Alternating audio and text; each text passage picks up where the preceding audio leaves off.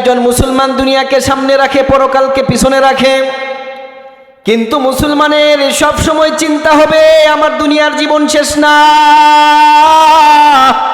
আমার সামনে পরকাল রয়েছে, সেইখানে আল্লাহর সামনে পাই পাই হিসাব দেওয়া লাগবে। 5টা প্রশ্নের উত্তর যদি আপনি না দিতে পারেন তাহলে আল্লাহর সামনে থেকে বিন্দু মাত্র আপনার পা আপনি নড়াতে পারবেন না। ওই 5 প্রশ্নের ভিতরে 1 নাম্বার প্রশ্ন আছে ওয়ান হায়াতিহি ফিমা আবলা।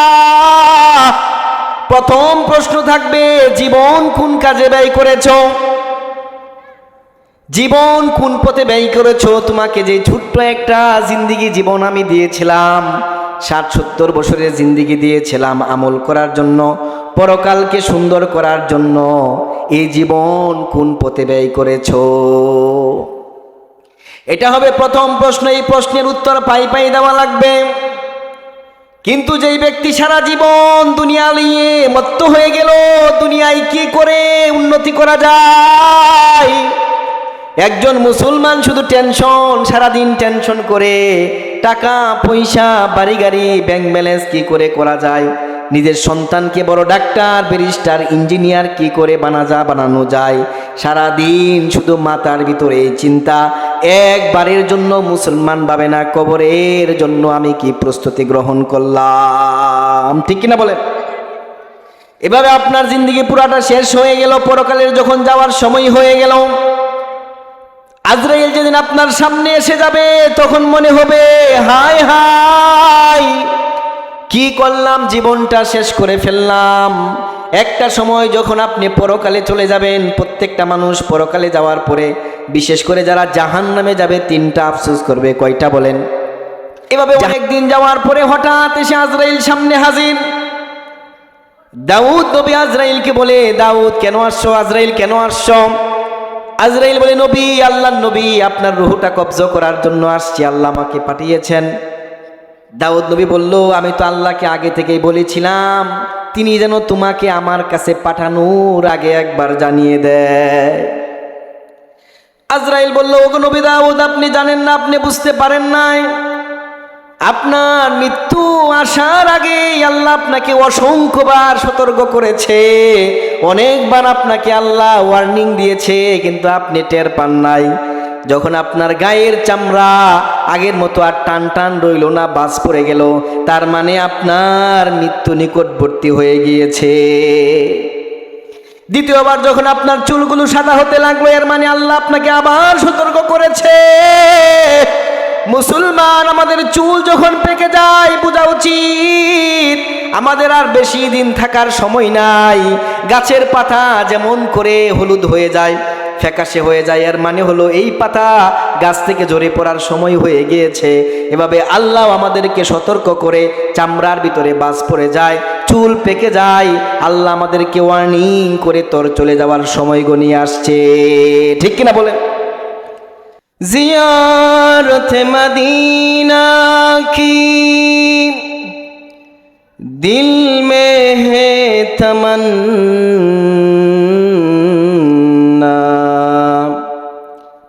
জিয়ারত মদিনা কি দিল মে হে তমন্না,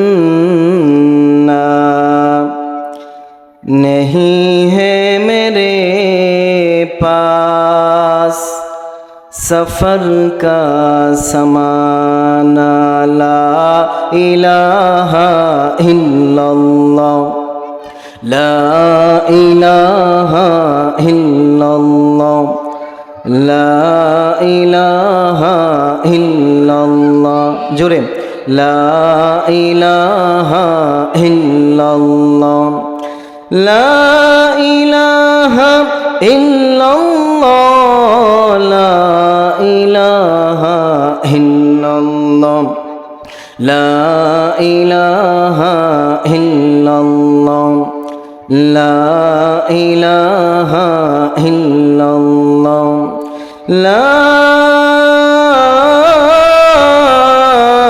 इलाहा इल्लल्लाह मुहम्मदुर रसूलुल्लाह सल्लल्लाहु अलैहि আলাইহি ওয়াসাল্লাম।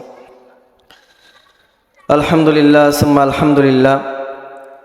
ঐতিহ্যবাহী ভবানীপুর দারুস সুন্নাহ নুরানী হাফিজিয়া মাদ্রাসার উদ্যোগে পঞ্চম বার্ষিক ইসলামী মহাসম্মেলনের সম্মানিত সভাপতি মহোদয়, দূর দূরান্ত থেকে আগত হজরতে উলামায়ে কেরাম, আমার সামনে উপবিষ্ট আমার খুব কাছের অতি আপনজন মুরব্বিয়ানে আযম, কলিজার টুকরা যুবক ভাইরা, পর্দার আড়ালের পরম শ্রদ্ধেয়া মা ও বোনেরা, শুরুতেই মহান মালিকের দরবারে অসংখ্য গণিত শুকুর ও সুজুদ আদায় করছি, যে মহিয়ান গরিয়ান দয়া করে মায়া করে আমাদের সকলকে সুস্থ রেখে দুনিয়ার বুকে শ্রেষ্ঠতম এক স্থান তথা জান্নাতের বাগানে আসার বসার তৌফিক দান করেছেন।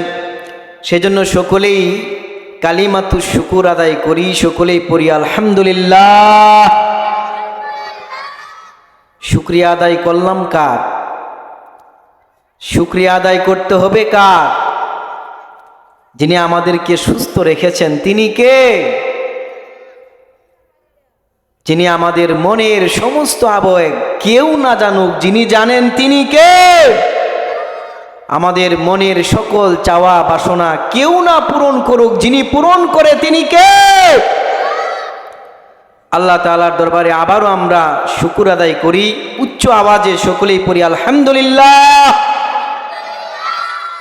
সম্মানিত হাজরিন, আমি আপনাদের সম্মুখে মহাগ্রন্থ আল কুরআনুল কারীম থেকে ছোট্ট একখানা আয়াত আপনাদের খেদমতে পাঠ করেছি। এই আয়াতের ভিতরে আল্লাহ তাআলা আমাদের একটা রোগের কথা বলেছেন। সকল মুসলমানদের ভিতরে এই রোগটা লক্ষ্য করা যায়। আল্লাহ তাআলা আমাদের এই রোগের কথা বলেছেন এই আয়াতের ভিতরে। শুধু রোগের কথা বলেই আল্লাহ ক্ষান্ত হননি, রোগের চিকিৎসা কি সেটাও আল্লাহ বলে দিয়েছেন। সুবহানাল্লাহ বলেন। রব্বুল আলামিন কোরআনের ভিতরে আমাদের সেই রোগের কথা বলেছেন। বাল তুযিরুনাল হায়াতাদ দুনিয়া ওয়াল আখিরাতু খায়রুন ওয়া আবকা। ও দুনিয়ার মানুষেরা, তোমাদের একটা রোগ হলো তোমরা সব সময় দুনিয়াকে আগে রাখো, সামনে রাখো, কিন্তু মনে রাখবা দুনিয়ার জীবন এটা কোনো শেষ জীবন নয়। দুনিয়ার জীবন তোমার শেষ জীবন নয়। এই জীবনের শুরু আছে, শেষ আছে, কিন্তু সবচেয়ে উত্তম জিন্দেগি হলো পরকালের জীবন। পরকালের জিন্দেগি হলো স্থায়ী। ও মুসলমান, এই জীবন আজকে আছে কালকে শেষ হয়ে যাবে। আপনি এইখানে চাইলে পরেও আপনার লম্বা জীবন এইখানে থাকতে পারবেন না। এই জীবন একটা সময় ফুরিয়ে যাবে। মুসলমান, আপনারা হয়তো খেয়াল করে থাকবেন, বাচ্চারা সন্ধ্যাবেলা বিকেলবেলা বালি দিয়ে ঘর বাড়ি বানিয়ে বালু দিয়ে রান্না বান্না করে মিচে মিচে সেই খাবার খেয়ে আবার বিকেলবেলা চলে আসে, ঠিক কিনা বলেন? খেলাধুলা শেষ হয়ে গেলে ওই ঘর বাড়িগুলো বালি দিয়ে তৈরি খাবারগুলো ভেঙে চুরমার করে আবার সন্ধ্যাবেলা বাড়ির দিকে চলে আসে। ঠিক তদ্রুপ মুসলমান, এই জিন্দিগিটাও এমন একটা সময় আমার আপনার চলে যাওয়ার সময় চলে আসবে। সব কিছু ফেলে রেখে আমাকে আপনাকে পরকালের দিকে রওনা হওয়া লাগবে, ঠিক কিনা বলে? কিন্তু মুসলমানের সমস্যা হলো, মুসলমান সব সময় দুনিয়াকে আগে রাখে, পরকালের কথা মাসের পর মাস বছর চলে যায়, একবারের জন্য পরকালের কথা মনে হয় না। নিজ হাতে নিজের পিতাকে দাফন করে, নিজের চাচাকে দাফন করে, নিজের মাকে দাফন করে হাত জেরে চলে আসে। একবারের জন্য ভাবে না আমাকেও এই কবরে শুইতে হবে, ঠিক কিনা বলেন? এজন্য আল্লাহ আমাদের রোগের কথা বলেছেন। মুসলমানের বড় রোগ হলো মুসলমান দুনিয়াকে বড় করে রাখে, ঠিক কিনা বলেন? ও মুসলমান, আপনি আমাকে বলবেন, হুজুর দুনিয়াকে বড় করে কি করে রাখে, দুনিয়ার জীবনকে প্রাধান্য কি করে দেয়? খুব সহজ, অতি আসান। যখন আল্লাহর ঘর থেকে জোহরের আজানের সময় হয়ে যায়, আপনি হয়তো ব্যবসা করেন, চাকরি করেন, আজানের পরে আপনি মনকে বলেন আগে ব্যবসা করি তারপরে গিয়ে নামাজ পড়ব, ঠিক কিনা বলেন? এভাবে জোহরের পরে জোহর চলে যায়, আপনি মসজিদে গেলেন না, জোহরের নামাজ আদায় করলেন না। দোকানপাটে আছেন, আপনার কর্মক্ষেত্রে আছেন, জোহর চলে গেল, আসরের সময় হয়ে গেল, আপনি মনকে আবার বললেন আচ্ছা ঠিক আছে, এখন হয়তো সময় নাই, আগে ব্যবসা করি, চাকরি করি, তারপরে আমি আসরের নামাজ পড়ার জন্য যাব। ও মুসলমান, আপনি আসরের নামাজটুকু আদায় করলেন না, আপনার আসরও কাজা হয়ে গেল। মাগরিবের সময় মসজিদের মাইক থেকে হাইয়া আলাস সালাহ, হাইয়া আলাল ফালার আওয়াজ আপনার কানে আসলো। আসার পরেও আপনি মনকে বললেন এখন যাব না, ব্যবসা করি, একটু পরে গিয়ে মাগরিব আদায় করব, বাবা বাড়িতে গিয়ে মাগরিব সহ সবগুলো আদায় করব। মুসলমান, আপনি মাগরিব পড়তে গেলেন না, মাগরিব চলে গেল, আপনার জীবন থেকে জোহর চলে গেল, আসর চলে গেল, মাগরিব চলে গেল, ঈশার সময় আপনি ব্যস্ত হয়ে গেলেন, ঈশার নামাজটুকু আদায় করলেন না। সারাদিন ক্লান্ত পরিশ্রান্ত হয়ে আপনি বাড়িতে চলে গেলেন। বাড়িতে যাওয়ার পরে পেট ভর্তি করে গলা অবধি খাবার গ্রহণ করার পরে আপনি বিছানায় গা হেলিয়ে দিলেন আর ঘুমিয়ে গেলেন। মুসলমান, 5 ওয়াক্ত নামাজ আপনার আদায় হলো না, ঠিক কিনা বলেন? এভাবে একজন মুসলমান দুনিয়াকে সামনে রাখে, পরকালকে পিছনে রাখে, কিন্তু মুসলমানের সব সময় চিন্তা হবে আমার দুনিয়ার জীবন শেষ না, আমার সামনে পরকাল রয়েছে, সেইখানে আল্লাহর সামনে পাই পাই হিসাব দেওয়া লাগবে। 5টা প্রশ্নের উত্তর যদি আপনি না দিতে পারেন তাহলে আল্লাহর সামনে থেকে বিন্দু মাত্র আপনার পা আপনি নড়াতে পারবেন না। ওই 5 প্রশ্নের ভিতরে 1 নাম্বার প্রশ্ন আছে ওয়ান হায়াতিহি ফিমা আবলা। প্রথম প্রশ্ন থাকবে জীবন কোন কাজে ব্যয় করেছো, জীবন কোন পথে ব্যয় করেছো। তোমাকে যে ছোট্ট একটা জিন্দেগি জীবন আমি দিয়েছিলাম, 60-70 বছরের জিন্দেগি দিয়েছিলাম আমল করার জন্য, পরকালকে সুন্দর করার জন্য, এই জীবন কোন পথে ব্যয় করেছো। এটা হবে প্রথম প্রশ্ন। এই প্রশ্নের উত্তর পাই পাই দেওয়া লাগবে। কিন্তু যেই ব্যক্তি সারা জীবন দুনিয়া নিয়ে মত্ত হয়ে গেল, দুনিয়ায় কি করে উন্নতি করা যায়, একজন মুসলমান শুধু টেনশন, সারাদিন টেনশন করে, টাকা পয়সা বাড়ি গাড়ি ব্যাংক ব্যালেন্স কি করে করা যায়, নিজের সন্তানকে বড় ডাক্তার ব্যারিস্টার ইঞ্জিনিয়ার কি করে বানানো যায়, সারাদিন শুধু মাথার ভিতরে চিন্তা। একবারের জন্য মুসলমান ভাবে না কবরের জন্য আমি কি প্রস্তুতি গ্রহণ করলাম, ঠিক কিনা বলেন? এভাবে আপনার জিন্দেগি পুরাটা শেষ হয়ে গেল। পরকালের যখন যাওয়ার সময় হয়ে গেল, আজরাইল যেদিন আপনার সামনে এসে যাবে তখন মনে হবে হায় হায় কি করলাম, জীবনটা শেষ করে ফেললাম। একটা সময় যখন আপনি পরকালে চলে যাবেন, প্রত্যেকটা মানুষ পরকালে যাওয়ার পরে বিশেষ করে যারা জাহান্নামে যাবে 3টা আফসোস করবে। কয়টা বলেন? জাহান্নামে যাওয়ার পরে প্রত্যেকটা মানুষ 3টা আফসোস করবে। 1 নম্বরের আফসোস করবে আয় আল্লাহ তুমি আমাকে জাহান্নাম থেকে বের করে দাও, জাহান্নাম থেকে মুক্তি দিয়ে আমাকে জান্নাত দিয়ে দাও। আয় আল্লাহ তোমার কাছে এইটুকুন চাওয়া, আর কোনো চাওয়া আমার নাই। কিন্তু মানুষ আল্লাহ বান্দার এই চাওয়াকে পূরণ করবে না। 2 নম্বর, প্রত্যেকটা জাহান্নামী কামনা করবে আয় আল্লাহ তুমি আমার মৃত্যু দিয়ে যাও, মৃত্যু দিয়ে দিলে সব শেষ হয়ে যাবে, তুমি আমার মৃত্যু দিয়ে দাও, জাহান্নামের কষ্ট আমি সহ্য করতে পারতেছি না, তুমি আমাকে মৃত্যু দিয়ে দাও।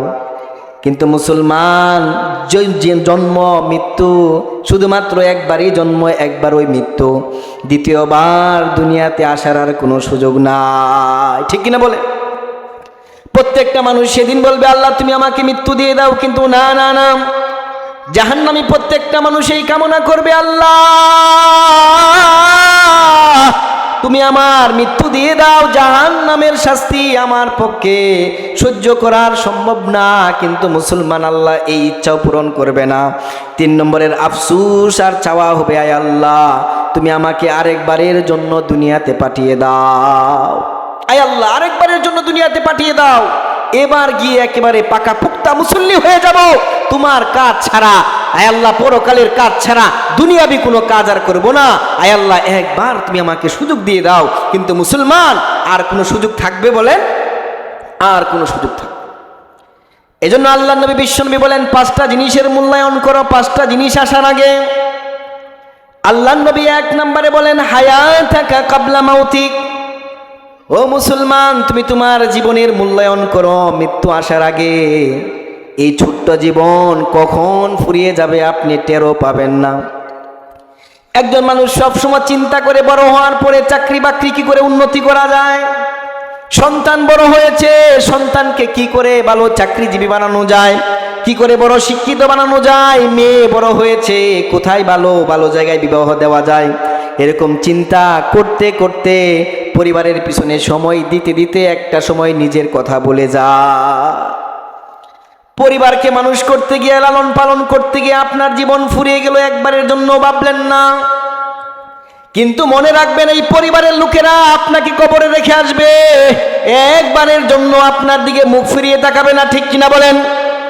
যাদেরকে আপনি আপনজন মনে করেন, যাদেরকে আপনি প্রিয়জন মনে করেন, তারাই আপনাকে কবরে দাফন করে হাত জেরে চলে আসবে। আপনি ভাববেন হয়তো তারা আমার সাথে থাকবে, কিন্তু না না, আপনার আমল ছাড়া কোনো কিছু আপনার সাথে থাকবে না। মুসলমান কবরে রাখার পরে একটা মানুষ মনে করে, আল্লাহ নবী হাদিসে বলেন ইদা মাতাল ইনসান, একজন মানুষ যখন মারা যায়, ইয়াতবাউল ইনসান সালাসা, 3টা জিনিস মানুষের অনুসরণ করে। ইয়াতবাউল ইনসান সালাস, 3টা জিনিস মানুষের অনুসরণ করে। আহলুহু ওয়া মালুহু ওয়া আমালুহু, মানুষের পরিবার, মানুষের কিছু সম্পদ, মানুষের আমল, এই 3টা জিনিস কবর পর্যন্ত যায়। আল্লাহ নবী বলেন ফায়ারজিউ ইসনান, 2টা জিনিস কবর থেকে ফিরে আসে, ওয়ায়াবকা ওয়াহিদ, একটা জিনিস মাত্র বাকি থাকে, সেটা হলো আমল, ঠিক কিনা বলেন? এজন্য মুসলমান খেয়াল রাখতে হবে, আমার জীবন আমার ওই আর কারণ না। কবরে রাখার পরে 3টা প্রশ্ন আপনাকে করা হবে। প্রথম প্রশ্ন আপনাকে করা হবে মার রব্বুকা, তোমার প্রভুকে প্রথম প্রশ্ন আপনাকে করা হবে। 2 নম্বরের প্রশ্ন করা হবে ওমা দীনুকা, তোমার ধর্ম কি। 3 নম্বরের প্রশ্ন করা হবে আল্লাহ নবীর চেহারা আপনার সামনে ধরে জিজ্ঞাসা করা হবে ওমান হাদার রাজুল আল্লাযী বুইসা ফীকুম, এই লোকটাকে যাকে তোমাদেরকে নবী হিসাবে প্রেরণ করা হয়েছিল। 3টা প্রশ্ন আপনাকে করা হবে। 3টা প্রশ্নের উত্তর যদি আপনি পাই দিতে না পারেন, তাহলে মুসলমান কষ্ট ছাড়া আর কিছু সঙ্গী হবে না, ঠিক কিনা বলে? কিন্তু আপনি যদি আপনার জীবনের হিসাব মিলাতে পারেন, 3টা প্রশ্নের উত্তর সহজ দিতে পারেন, রব্বি আল্লাহ দীনি আল ইসলাম, 2টা প্রশ্ন হয়ে গেল। আল্লাহ রসুলের চেহারা দেখে আপনি বলে ফেলবেন উনি হলো আমার নবী, দ্বীনের নবী মুহাম্মদুর রাসূলুল্লাহ সাল্লাল্লাহু আলাইহি ওয়াসাল্লাম। 3টা প্রশ্নের উত্তর যদি দিয়ে দিতে পারেন, আল্লাহ নবী বলেন আল্লাহ তাআলা ফেরেশতাদেরকে বলবেন আফরিশুহু মিনাল জান্নাহ, এই লোকটার জন্য জান্নাতি বিছানা বিছিয়ে দাও, জান্নাতের সাথে আপনার কানেকশন করে দেওয়া হবে। জান্নাতের মৃদুবন্ধ বাতাস আপনার কবরে ঢুকতে থাকবে, আসতে থাকবে। আর বলা হবে, আল্লাহ নবী হাদিসে বলেন নাম কানা উম্মাতিল আরুস, নতুন জামাই যেমন নতুন ঘরে ঘুমায়, নতুন বউকে নিয়ে ঘুমায়, কেউ বিরক্ত করে না, এমন ভাবে ঘুমাও কিয়ামত হয়ে যাবে আপনাকে কেউ বিরক্ত করবে না। সুবহানাল্লাহ। এজন্য মুসলমান জীবনের মূল্যায়ন করা লাগবে মৃত্যু আসার আগে। কিন্তু মৃত্যু কখন আসবে আমরা কেউ জানি বলেন? মৃত্যু কখন আসবে কেউ জানি না। দাউদ আলাইহিস সালাতু ওয়াস সালাম আল্লাহকে বলেছিলেন আয় আল্লাহ, আপনি যখন আমার মৃত্যু দিবেন, মৃত্যু দেওয়ার কিছুদিন আগে আপনি আমাকে জানাবেন, যাতে আমি মৃত্যুর জন্য প্রস্তুতি গ্রহণ করতে পারি। আল্লাহ বললেন দাউদ, এটা আমার নিয়মের ভিতরে পড়ে না, আমি যখন কারো কাছে আজরাইল পাঠাই আগে থেকে বলে পাঠাই না, ঠিক কিনা বলেন? আজরাইল যখন যায়, যখন কারো মৃত্যুর সময় হয়ে যায়, গিয়ে রুহুটা কবজ করে নিয়ে চলে আসে, একবারের জন্য জিজ্ঞেস করে না সময় হয়েছে কিনা। কিন্তু দাউদ আলাইহিস সালাম বারবার বলার পরে আল্লাহ বললেন ঠিক আছে দাউদ, তোমার মৃত্যু আসার আগে আমি তোমাকে সতর্ক করব। এভাবে অনেক দিন যাওয়ার পরে হঠাৎ এসে আজরাইল সামনে হাজির। দাউদ নবী আজরাইলকে বলে, দাউদ কেন আসছো, আজরাইল কেন আসছো? আজরাইল বলে, নবী, আল্লাহর নবী, আপনার রূহটা কবজা করার জন্য আসছি, আল্লাহ আমাকে পাঠিয়েছেন। দাউদ নবী বলল, আমি তো আল্লাহকে আগে থেকেই বলেছিলাম তিনি যেন তোমাকে আমার কাছে পাঠানোর আগে একবার জানিয়ে দেয়। আজরাইল বলল, ওগো নবী দাউদ, আপনি জানেন না, আপনি বুঝতে পারেন নাই, আপনার মৃত্যু আসার আগে আল্লাহ আপনাকে অসংখ্যবার সতর্ক করেছে, অনেকবার আপনাকে আল্লাহ ওয়ার্নিং দিয়েছে, কিন্তু আপনি টের পান নাই।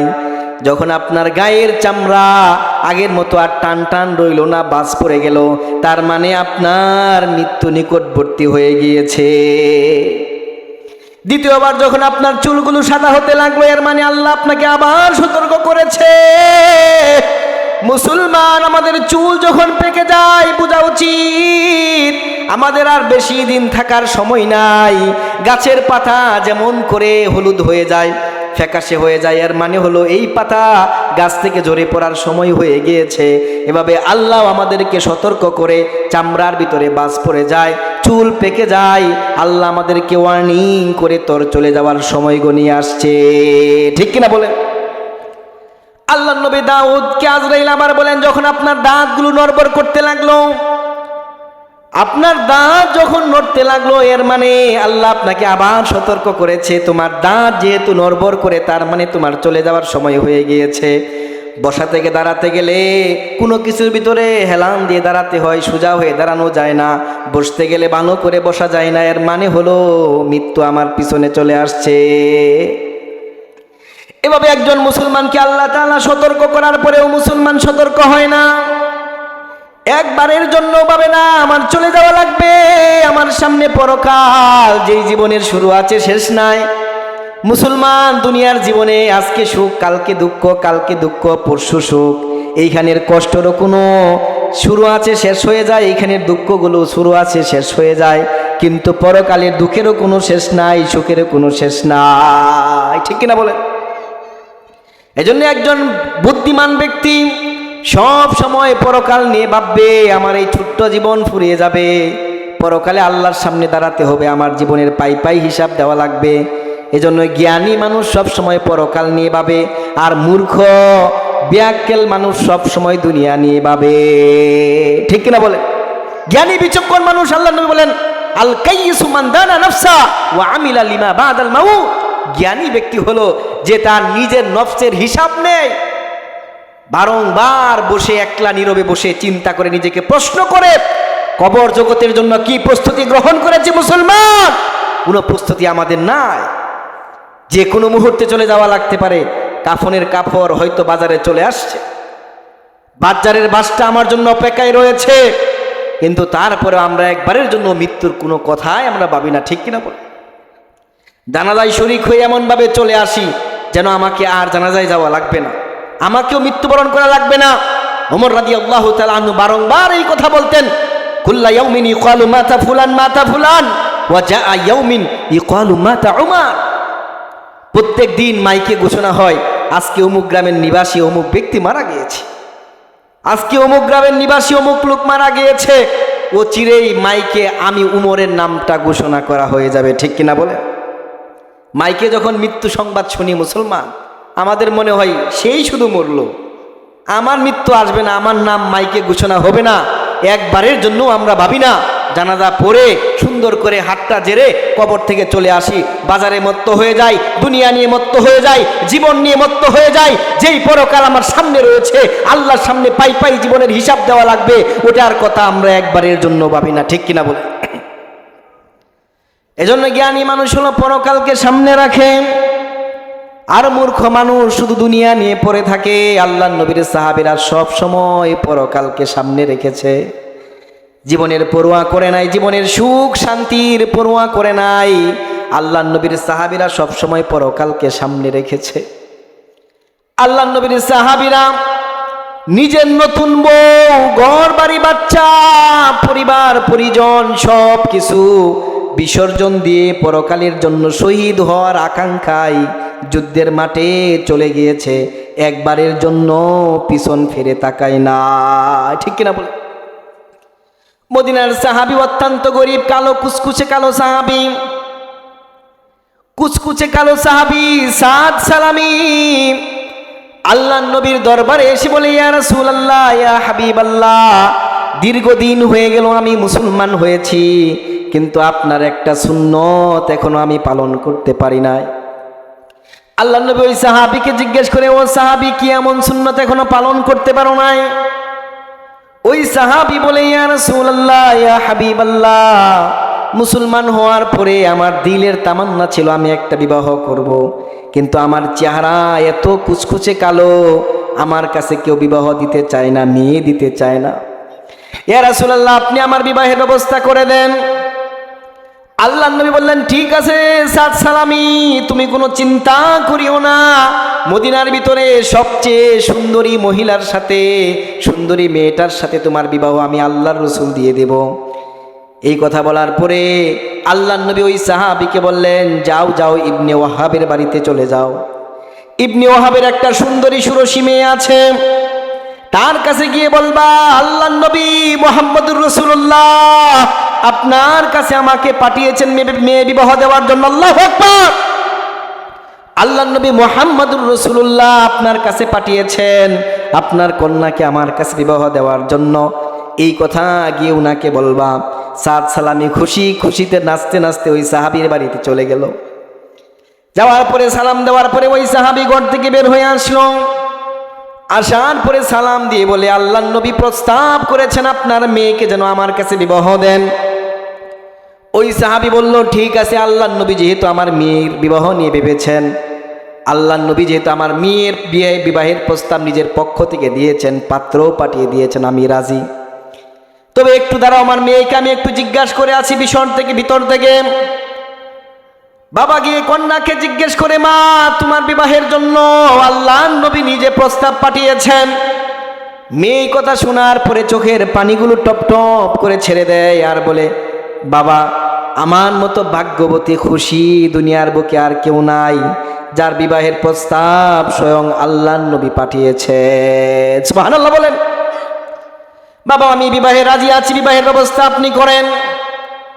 মেয়ের বাবা সাহাবী সাদ সালামিকে বলে, যাও যাও, বিবাহের প্রস্তুতি গ্রহণ করো, তোমার সাথে আমার মেয়ের বিবাহ দিব। তুমি বিবাহের বাজার করে প্রস্তুতি গ্রহণ করে আমার বাড়িতে চলে আসো, তোমার কাছে মেয়ের বিবাহ দিব। ওই সাহাবী আল্লাহর নবীর কাছে গিয়ে খুশিতে গিয়ে বলে, ইয়া রাসূলুল্লাহ, ইয়া হাবিবাল্লাহ, আমার আজকে সবচেয়ে খুশি, আমার এত আনন্দ আমার জীবনে আর কখনো হয় নাই। ইসলাম গ্রহণ করার পরে আজকে আমার সবচেয়ে আনন্দ হচ্ছে, খুশি হচ্ছে। আজকে আপনার সুন্নতটুকু আমি পালন করতে পারবো, বাস্তবায়ন করতে পারবো। আল্লাহর নবীর কাছে বললেন, ইয়া রাসূলুল্লাহ, ইয়া হাবিবাল্লাহ, আপনি আমার বিবাহের ব্যবস্থা করেছেন। রাসূল জিজ্ঞাসা করলো, তাহলে বিবাহের বাজার করে নিয়ে আসো। ওই সাহাবী বলে, ইয়া রাসূলুল্লাহ, আমার গায়ের জামা ছাড়া আমার কাছে কোনো অর্থ করি নাই। আল্লাহর নবী ওই সাহাবীকে বলে, তাহলে বিবাহের বাজার কি করে করবে? ওই সাহাবী আল্লাহর নবীকে বলে, ইয়া রাসূলুল্লাহ, ইয়া হাবিবাল্লাহ, যেহেতু আপনি বিবাহের ঘটক, আমার বিবাহ ঠিক করেছেন, আপনার পক্ষ থেকে আপনি বিবাহের খরচের ব্যবস্থা করে দেন। আল্লাহর নবী হাসতেছেন, মুস্কি মুস্কি হাসেন। আল্লাহর নবী বললেন, ঠিক আছে, তোমার বিবাহের প্রস্তাব যেহেতু আমি পাঠিয়েছি, ব্যবস্থা করেছি, তুমি যাও যাও, উসমানের কাছে যাও, আরো সাহাবীদের কাছে যাও, গিয়ে আমার কথা বলো। ওই সাহাবী দৌড়ে উসমান রাদিয়াল্লাহু তাআলা আনহুর কাছে গেলেন। উসমান রাদিয়াল্লাহু তাআলা আনহু ওই সাহাবীকে বিবাহ করার জন্য 2000 দিরহাম দিলেন। আরেক সাহাবী 2000 দিরহাম দিলেন, দুই দুই করে 4000 দিরহাম হয়ে গেল। অথবা আরেক বর্ণনায় আসছে 1000 করে আপনার 2000 দিরহাম হয়ে গেল।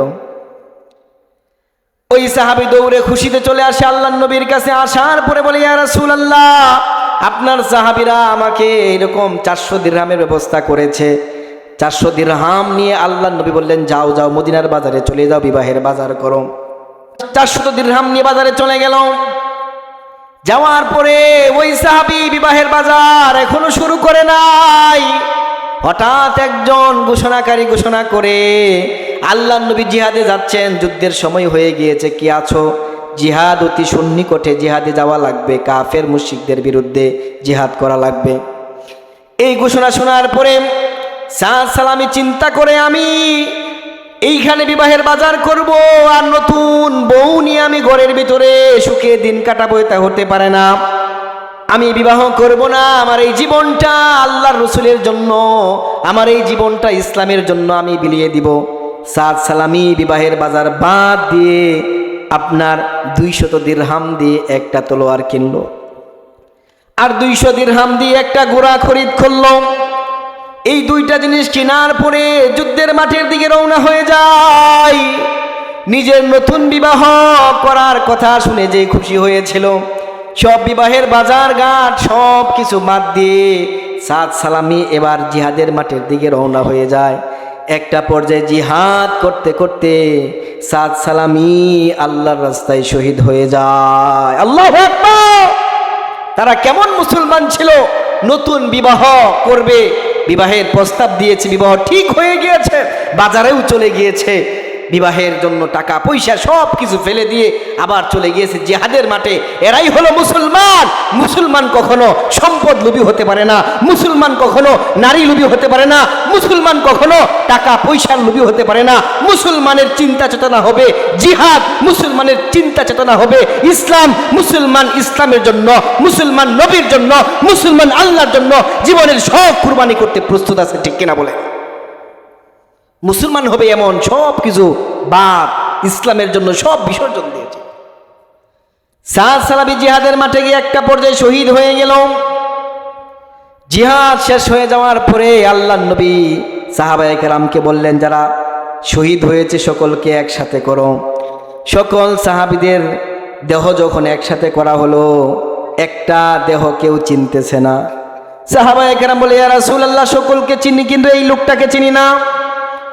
আল্লাহর নবী বলে, ও সাহাবীরা, তোমরা জানো না এই হলো সাদ সালামি, যার বিবাহ ঠিক হয়েছিল, খুশি খুশিতে নাচতে নাচতে বিবাহের বাজার করার জন্য গিয়েছিল, কিন্তু আমার সাদ সব কিছু বাদ দিয়ে জিহাদকে আগে রেখেছে। আল্লাহর নবী একটু আগে কান্না করতেছিল, একটু পরে হাসি মুস্কি মুস্কি হাসেন। সাহাবায়ে কেরাম বলে, ইয়া রাসূলুল্লাহ, ইয়া হাবিবাল্লাহ, আপনি একটু আগে কান্না করতেছেন আর এখন মুস্কি মুস্কি আসেন কেন, কারণটা কি? আল্লাহর নবী বলে, ও সাহাবীরা, আমি যখন দেখলাম আমার এই সাহাবী বিবাহ করতে পারে না, অনেক আকাঙ্ক্ষা নিয়ে সে গিয়েছিল বিবাহ করার জন্য, তার এই শেষ ইচ্ছা পূরণ হলো না, এই জন্য এই দুঃখে আমি কান্না করতেছিলাম। কিন্তু একটু পরেই দেখি জান্নাতি হুরেরা আমার সাদ সালামির কে নিয়ে টানাটানি শুরু করে দিয়েছে। টানাটানির একটা পর্যায়ে সাদ সালামির কাপড় একটু উপরে উঠে গিয়েছে, এই জন্য আমি মুস্কি হেসে দিয়েছি। সুবহানাল্লাহ বলে। এই হলো সাহাবীদের জীবন, তারা সব কিছুকে পিছনে ফেলে জিহাদকে সামনে রেখেছে। আর মুসলমান আমরা জন্ম হওয়ার পর থেকে ব্যবসা বাণিজ্য চাকরি বাকরি নিয়ে এই পরিমাণ ব্যস্ত হয়ে গিয়েছি, নিজেকে নিয়ে ভাববার কোনো সময় আমাদের হয় না। কত মানুষকে দাফন করে চলে আসি, একবারের জন্য ভাবি না আমাকেও কবরে শুতে হবে, ঠিক কিনা বলে? কেমন মুসলমান আমরা, জীবন সব শেষ হয়ে যাচ্ছে, একবারের জন্য আমরা ভাবি না আমাদের কবরে যেতে হবে। মুসলমান একবার চক্ষু বন্ধ হয়ে গেলে দ্বিতীয়বার আর নেক করার কোনো সুযোগ থাকবে না। এটা হলো পরীক্ষার হল, যতক্ষণ আপনি পরীক্ষার হলে লিখতে থাকবেন, নাম্বারিং হবে, নাম্বার দেওয়া হবে, দুনিয়াতে জীবিত আছেন, নেক আমল করবেন, আল্লাহ আপনাকে নেকি দিবে। চক্ষু বন্ধ হয়ে গেলে 1000 বছর ইবাদত বন্দি করলেও কোনো একটা নেকিও দেওয়া হবে না, ঠিক কিনা বলেন? পূর্বেকার যুগের একটা ঘটনা আপনাদেরকে শোনাই। একজন লোক কবরস্থানের পাশ দিয়ে যাবার সময় লক্ষ্য করে কবরের ভিতরে একটা লোক যেন নামাজ পড়তেছে দেখা যায়। ওই প্রতি কৌতূহলের বশবর্তী হয়ে কবরের পাশে দাঁড়িয়েছিল। একটু পর তার মনে মনে চিন্তা করে গিয়ে দেখি লোকটা পাগল নাকি, কবরের ভিতরে কেউ কি কখনো নামাজ পড়ে? কবরের ভিতরে গিয়ে দেখে লোকটা কবরের ভিতরে দাঁড়িয়ে নামাজ পড়তেছে। কবরের পাশে লোকটা বসে গেল আর অপেক্ষা করতে লাগলো কখন তার নামাজ শেষ হবে আর জিজ্ঞেস করবে এত জায়গা থাকতে, মসজিদ থাকতে, সে কেন গুরুস্থানে এসে নামাজ পড়তেছে। নামাজ শেষ হওয়ার পরে এই লোকটা কবরের লোকটাকে জিজ্ঞেস করে, আপনি বাহিরের লোক নাকি ভিতরের লোক? ওই লোকটা বলতেছে আমি ভিতরের লোক, আমার মৃত্যু আজ থেকে 400 বছর আগে হয়েছে। আল্লাহু আকবার। আমার মৃত্যু আজ থেকে 400 বছর আগে হয়েছে। আমি দুনিয়ার জমিনে থাকা অবস্থায় নামাজকে খুব ভালোবাসতাম, খুব পছন্দ করতাম। মৃত্যুর পরে আমি আল্লাহকে বলেছি, আল্লাহ নামাজকে আমি খুব ভালোবাসি, তুমি আমাকে কবরে নামাজ পড়ার অনুমতি দাও, নামাজ পড়তে চাই। আল্লাহ আমার দোয়া কবুল করেছেন, তিনি আমাকে কবরে নামাজ পড়ার অনুমতি দিয়েছেন। এই কথা শোনার পরে ওই লোকটা জিজ্ঞেস করে কত বছর ধরে নামাজ পড়তেছেন? কবরের ভিতরের লোকটা বলে 400 বছর ধরে নামাজ পড়ি, একাধারে 400 বছর ধরে নামাজ পড়ি। এই কথা শোনার পরে বাহিরের লোকটা আশ্চর্য হয়ে সুবহানাল্লাহ বলে ফেললো। তখন ভিতরের লোকটা বলে, ও ভাই, তুমি আমার 400 বছরের নামাজের সওয়াব তুমি নিয়ে নাও। 400 বছরের নামাজ নিয়ে তুমি তোমার সুবহানাল্লাহটুকু আমাকে দিয়ে দাও, আমি তোমার কাছে আর কোনো চাওয়া নাই। সুবহানাল্লাহ বলেন। কেননা যেই লোকটা মারা গিয়েছে, কবরে চলে গেছে, 400 বছর কেন, 4 লক্ষ কোটি বছর নামাজ পড়লেও একটা নেকি তার আমল নামায় দেওয়া হবে না। কিন্তু এই লোক যখন সুবহানাল্লাহ বলেছে, একবার যখন কেউ সুবহানাল্লাহ বলে, মিজানের পাল্লা নেকি দ্বারা আল্লাহ ভরপুর করে দেন। সুবহানাল্লাহ। ও মুসলমান, একবার সুবহানাল্লাহ বললে মিজানের পাল্লা ভরে যায়, আলহামদুলিল্লাহ বললে মিজানের পাল্লা ভরে যায়। এই জন্য সবসময় জীবনটাকে কাজে লাগাবেন, সব সময় জিকির আজকার, নামাজ, কালাম, তসবিহ, তাহলিল এইগুলোর ভিতরে মত্ত থাকতে হবে। পারবো তো ইনশাআল্লাহ। 2 নম্বরে আল্লাহর নবী বলেন, শাবাবাকা কাবলা হারামিক। ও মুসলমান, তুমি তোমার যৌবনের মূল্যায়ন করো বার্ধক্য আসার আগে। কত যুবক একটা সময় আকাঙ্ক্ষা করেছে আমি বার্ধক্য গিয়ে নামাজ পড়ব, কিন্তু বার্ধক্য আসার আগেই তার জীবন শেষ হয়ে গিয়েছে। অনেক যুবক বলেছে, বর্তমান সময়ে যুবক নামাজ পড়তে চায় না, নামাজ কি করে ফাঁকি দেওয়া যায় শুধুমাত্র এই সুযোগ খুঁজে। কত বৃদ্ধ মসজিদে আসার জন্য চেষ্টা করে, কিন্তু শরীর আর আগের মতো শক্তি নাই, এই জন্য হাজার চাওয়ার পরেও বৃদ্ধ লোক আর মসজিদে আসতে পারে না। ঠিক কিনা বলে? যৌবন কাল আল্লাহর দেওয়া নিয়ামত মুসলমান, এই জন্য যৌবন কালকে কাজে লাগাতে হবে। বার্ধক্য আসার আগে যদি আপনি যৌবন কালে ইবাদত বন্দিগি করেন, বৃদ্ধকালে যদি ইবাদত বন্দিগি নাও করতে পারেন, পেনশন হিসাবে আল্লাহ আপনাকে ওই বৃদ্ধকালে যৌবনকালের ইবাদত করার সওয়াব আমলনামায় দিয়ে দেবে। সুবহানাল্লাহ। 3 নম্বরে আল্লাহর নবী বলেন, সিহাতাকা কাবলা সুকুমিক। ও মুসলমান, তোমার অসুস্থ হওয়ার আগে সুস্থতার মূল্যায়ন করো। আজকে আমরা বুঝি না সুস্থতা কত বড় নিয়ামত। আমাদেরকে সুস্থ যিনি রাখেন তিনি কে? একবার চোখের ভিতরে একটা সামান্য ধুলির কণা পড়লে বুঝবেন কেমন লাগে। যার চোখ নাই সে জানে চোখের মূল্য, যার হাত নাই সে জানে হাতের মূল্য, যার পা নাই সে জানে পায়ের মূল্য। যে অসুস্থ বিছনায় পড়া সে জানে হাঁটতে পারার কি আনন্দ। আল্লাহ আমাদেরকে সুস্থ রেখেছেন, এজন্য সকলেই শুকরিয়া আদায় করে বলি আলহামদুলিল্লাহ। অসুস্থ হওয়ার আগে সুস্থতার মূল্যায়ন করা লাগবে। এটা হলো 3 নম্বর। আল্লাহ নবী বলেন অসুস্থ হওয়ার আগে সুস্থতার মূল্যায়ন করা লাগবে। 4 নম্বর আল্লাহ নবী বলেন, ওয়াগিনা আকা কাবলা ফাকরি।